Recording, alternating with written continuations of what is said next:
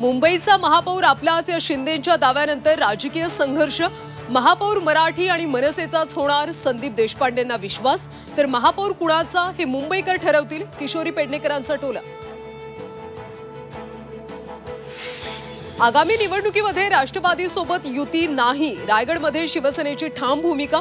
भाजप सोबत आली तर ठीक, अन्यथा एकला चलो रे, आमदार महेंद्र दळवींचं वक्तव्य। शिवाजी पार्कवर शिवसेना उद्धव बाळासाहेब ठाकरे पक्षाच्या दसरा मेळाव्याची जय्यत तयारी।